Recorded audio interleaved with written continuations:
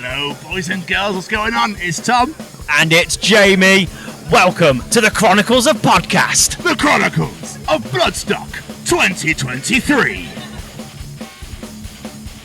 Yeah, I'm Tom from Fury. I'm Becky, also from Fury.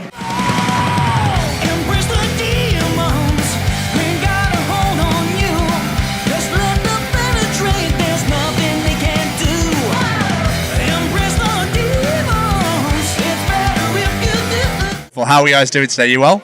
Yep, bit warm, but it's nice. Yeah. It is a delicious day that we were just obviously complaining about before. How has your Bloodstock been so far? Have you just got here today, or...? We arrived yesterday morning, and so, we've seen a couple of bands, Visions of Atlantis last night, and did you see... No, I got an early night to prepare for today. I was trying to decide if it was... I got them skinned, and then you were like, oh, Sky ND, and I was like, what? Everyone's told me it's skin, so I think I lost. Okay. I was going to say, I've been calling him skin for ages. It's like when I used to call in meat INME. Yeah. So I never knew if it was... Yeah. It's such an innocent mistake. Yeah, exactly. I've only seen it written down. I don't know what to do. But I think none of my friends want to talk about this kind of metal.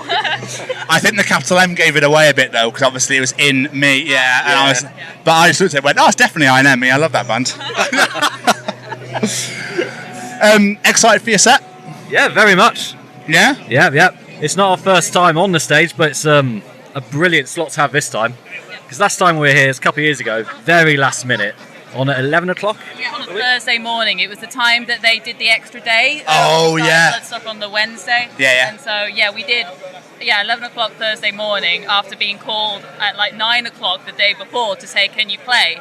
And this was 2021, so this was our first gig back after lockdown. We hadn't done a show, like a live show, for like 18 months? 18 months, yeah. 18 months. And we were like, say no. Like, oh, yes! Go on then. Like, you're going to regret it because you're so unprepared and, like, not very, not the best representation as we want to give to the festival. But then we were like, how can we say no? It's Bloodstock. Come on, let's do it. You can't really, can you? Even if it is 11 a.m, like...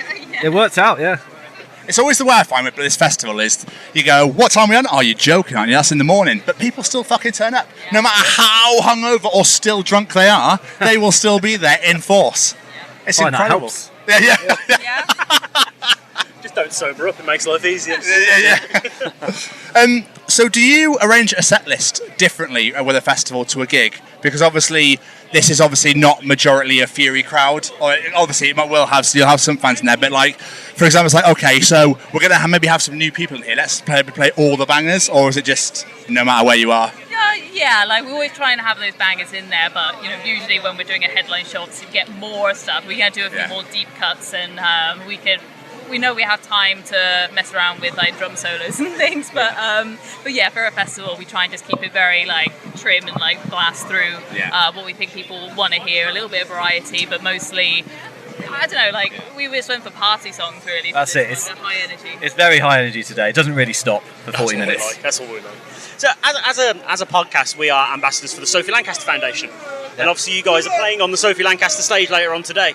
Are you aware of Sophie and her story? Oh, very much. We grew up with it, Yeah, it's, I don't know, it's kind of, we watch like the documentary and stuff, and like, you kind of see your own life in it. You're like, I've been followed in that way before, or like, I felt like this could happen before, and it's just, it's just such a shame that it has like happened in such a fatal way to someone, but everyone's felt that kind of, every alternative person I think, or anyone who's been a victim of a hate crime, can feel like that's always on the back of your mind that something like that could happen. So yeah.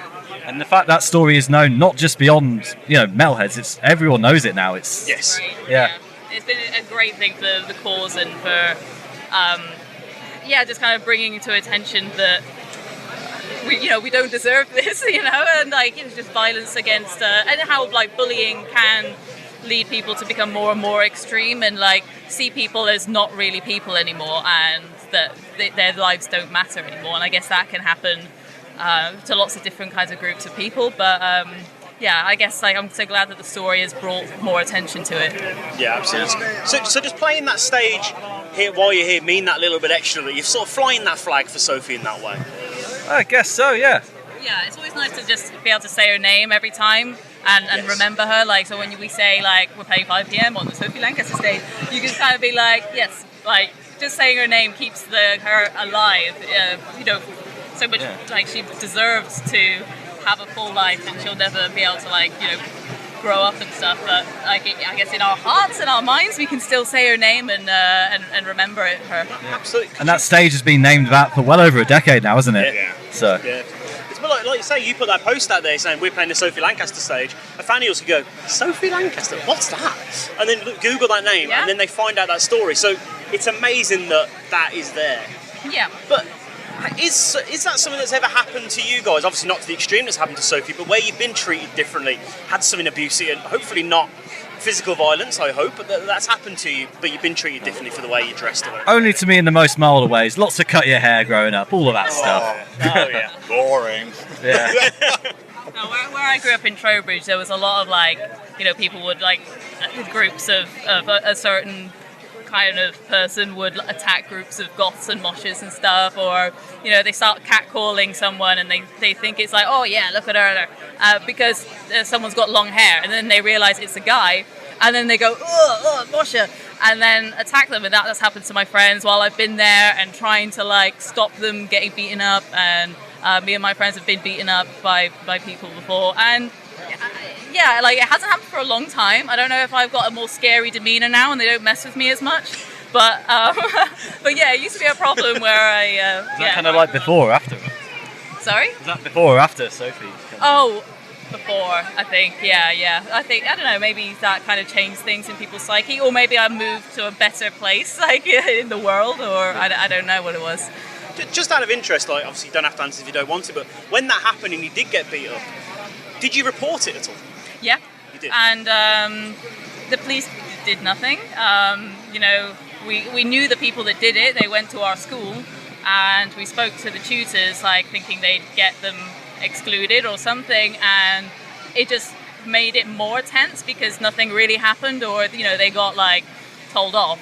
And then they were more pissed off with us for grassing on them. And I wasn't going to tell the teacher that you did that.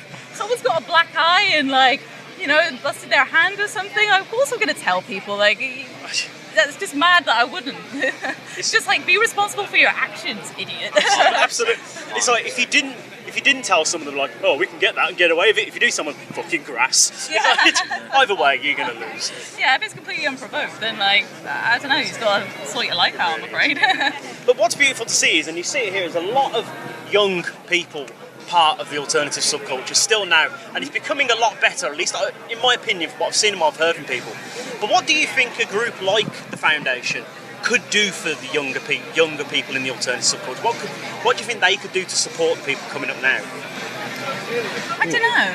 It's difficult. I think somewhere like this is a safe space for that, isn't it? You can express yourself pretty much however you want here, and no one's going to give you a hard time. No. Yeah, I imagine that helps. I think, I guess the rise in more online communities and online support for people has helped things quite a lot. And I don't know, maybe when we were teenagers and when Sophie was a teenager, groups were more polarized, I guess. Yes. Whereas now, I think people celebrate diversity in every way more now, and people are just into all sorts of things that they come across on social media more often. Whereas I don't know, maybe 10 or 15, or I don't know how many years ago that was when we were teenagers. Oh my god! Things were just a lot more polarized and just not as accepting. So I guess having those kind of promoting those online communities and ways to bring people together, it makes people feel stronger, and he gives it the message to people who may attack someone and feel like it's okay, that it's just not okay, and they will have repercussions to that. Absolutely. Just bringing it back to you guys, firstly to you, Becky. Last year, something a bit monumental happened for you while you were here. Is it a bit weird being back now? So you're like, holy shit. It is. I know, yeah, wandering around, especially behind the main stage, my heart did a flutter. And I was like, oh my god, this, it takes me back last year, meeting King Diamond for the first time, seeing Merciful Fate for the first time, and then, having the invite to do their tour with them. I don't know how it really came about. I'm still kind of in disbelief about it, to be honest. Which headliner are you eyeing up to join this year? Will you I mean, yeah, I don't know, Megadeth have recently got their new bass player, but He's not part of the family yet. Easy come, easy go. But you've obviously just announced a tour. You're supporting Phil Campbell and the Bastard Stones, which is absolutely amazing. How excited are you for this tour? Oh, very much. Like I've looked at the distances and I'm scared about the amount of time we have to spend in a van together. Other than that, very excited. Tom was saying, he's like, we need to bring a designated pillow that we can scream into when we've had enough. I was like, yeah, we do need that. This is the crying corner of the van, okay? But no, it's going to be great. We've not done many support tours and stuff, so it'd be really cool to play to a new audience. And just what a legend, Phil Campbell, it's so cool. One of my first ever gigs was Motorhead in the O2 Academy in Birmingham. Ears ringing for days, and couldn't move because of the crowd, and just look up and see Phil Campbell, and he's still that cool, so can't wait. That's amazing. Obviously, you guys not long released your most recent album, so we can't really be talking about new music, but you did just release possibly one of the weirdest yet greatest music videos I've ever seen in my life for Embrace the Demon. Where did that idea come from? Because it's glorious. I think we've been meaning to do a video for it for a while. It's become a bit of a live favourite. So it's we have to do something, but it took a while for that idea to kind of come out and stick, I think. Yeah, because we were we don't want to get banned from channels where I don't know, the video being too suggestive or something, but but we wanted to do something, and I don't know, something fun and interesting, and Julian had this idea of splitting up our bodies and kind of swapping them with each other, and it went really well. It came out brilliantly, and we're super happy. It looks absolutely brilliant. Guys, thank you so much for taking the time out and chatting with us, especially you, Becky, joining us again. Means the absolute world. Thank you so much, it really means the world, guys, and good luck with the set later. Cannot wait. Thank you so much. Thank you. Thank you, Becky. All right. Go smash it, guys. Yes.